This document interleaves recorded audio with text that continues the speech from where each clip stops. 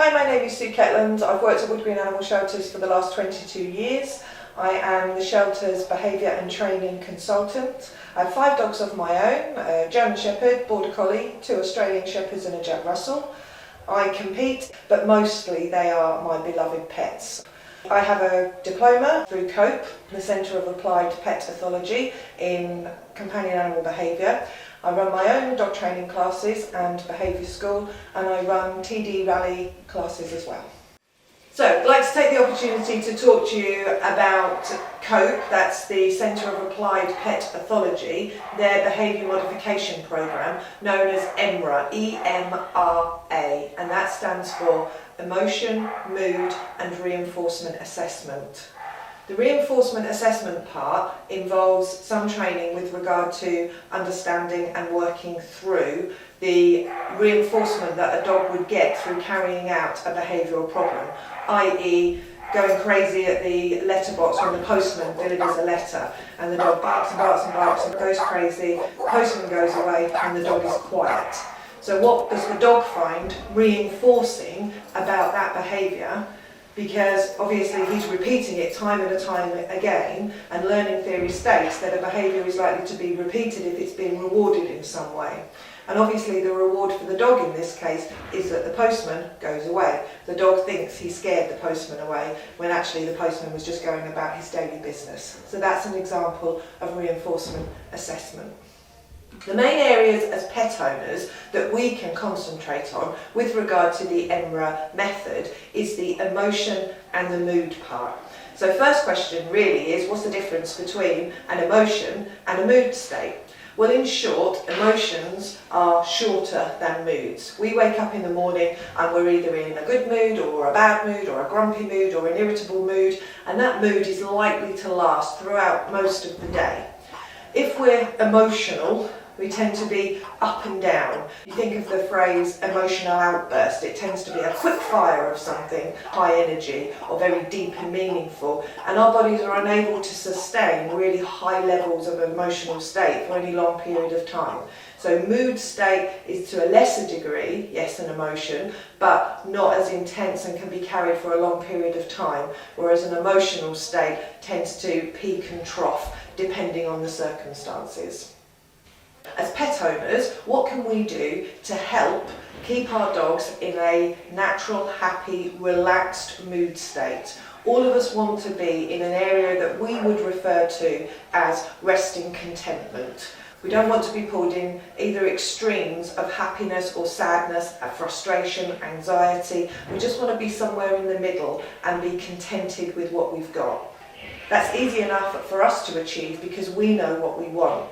With regards to our dogs, there has to be a little bit of guesswork. But what we can ascertain is what a dog needs in order to be happy. They can be things, obvious things, such as food, water, shelter, and exercise. But there are other things as well. There is a whole list of things that every dog would need in order to keep it happy. But for those of us that choose to specialise within certain breeds, there is emphasis on different parts. So if we think of exercise and something like a basset hound, when it's having exercise, needs to be taken somewhere where an outlet for its natural behaviour is met, i.e. it wants some rough ground where it can get its nose on the floor and follow scents and trails. If you were to just do a walk around the city block or around the neatly mowed cricket field, you're not really giving a basset hound what it really needs.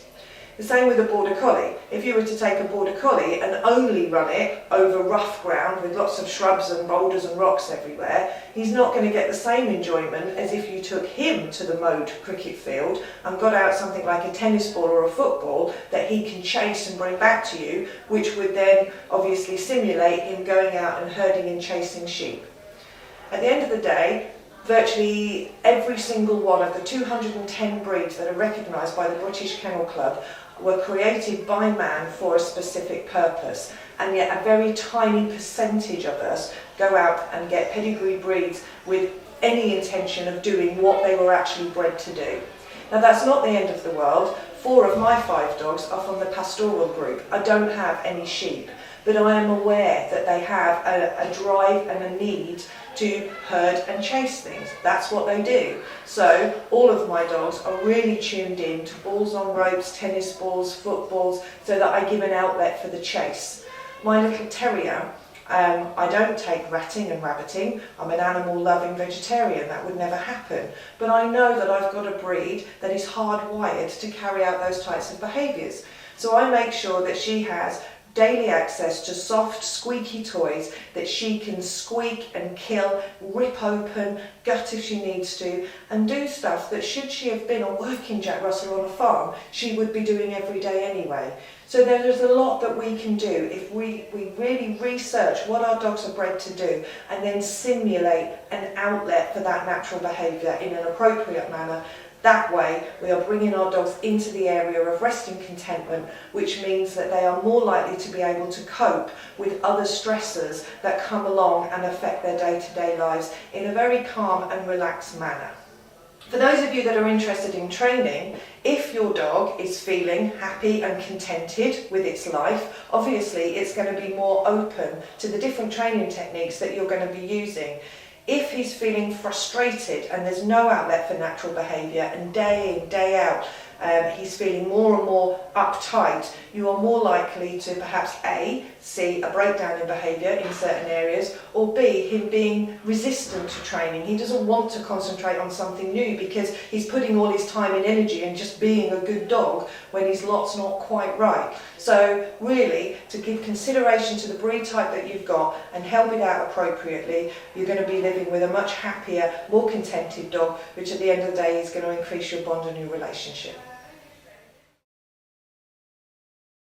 Appropriate outlet would be for them to use their powerful jaws and their muscular body on something like a rag or a rope toy, where they can really work out that frustration and all of that energy in a really appropriate way that involves bonding with an owner and having fun with an owner. It's just important to ensure that there are rules in place for when the game starts and when the game finishes. Some people may think that they're actually encouraging this type of breed to use their bodies and their jaws, but in actual fact they're hardwired to carry out this type of behaviour naturally, and if we don't give them an appropriate simulated outlet, then they will form their own outlet, and sadly that can end up getting them into trouble. Gun dogs are bred to put up birds such as pheasants and partridges and to retrieve them once they've been shot. So depending on the type of gun dog that you've got would depend on how you guide their play. With something like a Springer Spaniel, you would need to go out, hide toys in brush area, long grass, send them in, teach them to seek and find, and they will reward themselves by coming out with an appropriate sized toy. With something like a Labrador, they're very much more retrieving type, so they're happy for you to just throw things out for them to go and retrieve. What they actually really like is something that fits the size of a bird or a rabbit that they would be retrieving naturally. So something like a big soft toy that really fills a lot of their mouth, makes them feel inwardly really contented that they're doing what they're bred to do. If you can't manage that, balls are absolutely fine. With some of the guarding breeds, obviously they've been bred to protect properties, which is a given, but also not many people realise they've got actually really good noses for sense of smell, and they have been used in the past for tracking criminals, that kind of thing. So you can utilise that natural drive and behaviour by hiding their favourite toys or some treats or even parts of their dinner around the house, around the garden, in open areas, so that they're really working their noses and working their brains in order to find their food or toys or a reward. And that way you'll be having a very happy guarding breed.